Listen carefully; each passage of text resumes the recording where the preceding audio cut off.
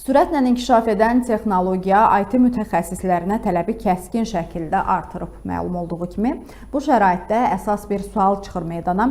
Universitetlərimizin IT təhsili müasir tələblərə cavab verirmi, yoxsa hələ də köhnə standartlarla davam eləyir? Bu sahədə aparıcı dünya ali təhsil ocaqlarından niyə geri qalırıq bəs? Sualımızı təhsil eksperti İlham Əhmədov cavablandırıb baxaq. Azərbaycan universitetlərində IT üzrə mütəxəssislərin hazırlanma səviyyəsi müasir standartlardan çox aşağıdır. Məlum olduğu kimi, bu yaxında ölkə prezidenti cənab İlham Əliyev Elmlər Akademiyasının yubileyində iştirak elədi və orada çıxış elədi və o prioritetləri göstərdi. Bu prioritetlərin əsasında da deməli, əsas istiqamətlərdən biri süni intellekt idi. Prezident dedi, süni intellektin yaradılması, tətbiqi, inkişafı bizdə mühüm istiqamət olmalıdır. Bu, deməli, IT üzrə mütəxəssislərin hazırlanmasında universitetlərin qarşısında daha böyük vəzifələr qoyur. Amma təəssüf ki, Təhsil Nazirliyinin bu sahədə heç bir strategiyası yoxdur IT təhsili üzrə. Ona görə də hər bir universitet, hər bir kafedra, hər bir müəllim öz potensialı ilə, öz daxili imkanları ilə və bu imkanlar da çox məhduddur. Belə bir imkanlarla hərəkət edir və nəticədə də bugünkü durumdur. Ümumiyyətlə isə bu fənlərin tədrisi bizdə həmişə pis vəziyyətdə olubdur. Mənim yadıma gəlir, 1985-ci ildən etibarən universitetlərdə informatika fənninin tədrisi genişlənməyə başladı. O vaxtları daha ciddi addımlar atılırdı, nəinki sonraki müstəqillik illərində. Çünki az vaxtda bütün müəllimlər kurs keçdilər, universitetdə kompüterlə təchiz olundu və s. Onda həm də bu elmin özünün inkişaf səviyyəsi aşağı idi.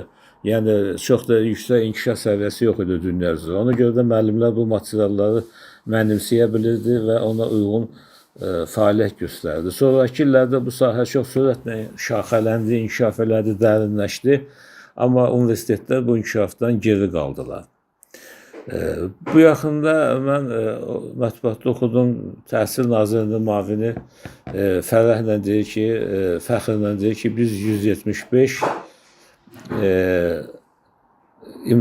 kompüterlə imtahan qəbul eləyə biləcəyimiz 175 imtahan mərkəzi yaradılıb və ölkədə 6 şagirdə bir kompüter düşür. Mən istərdim ki, 175 imtahan mərkəzi yox, 175 IT akademiya yaradardılar ölkədə. Və onlar da onlayn distant təhsil verərdi və ölkənin bütün müəllimləri, tələbələri, magistrləri, şagirdləri, ixtisas kafedraları, həmin o akademiyalarda il boyu fasiləsiz onlayn IT kursları keçərdilər və o məzmun da hər il yenilənərdi, hər il təzələnərdi, inkişaf olardı. Bu həm deməli pulsuz bunlar təlim alardılar, həm əl çatan olardı, həm daha keyfiyyətli olardı, həm də biz bu halda kadr problemlərini də, kurikulum problemlərini də hiss eləməzdik. Bunu eləmək lazımdır. Hal-hazırda bir rəqəmsal bacarıqlar kursu neçə ildir gedir, onun özü də hələ arzu olunan səviyyədə deyil. Mən hesab edirəm ki, onu hansısa xarici şirkətə o pulları ödəməkdənsə 1 il, 2 il buna ehtiyac bəlkə də var idi. Amma hal-hazırda bunu Azərbaycanın özünün universitetləri aparmalı idi. Mən hesabladım, o dəfə 6 şagirdə bir kompüter düşürsə, ölkədə deməli 250 min kompüter var məktəblərdə. İndi universitetləri, kollecləri və s. də hesablasaq 300 mindən artıq olacaqdır. Və buna deməli hardasa 300 milyona yaxın pul xərclənir.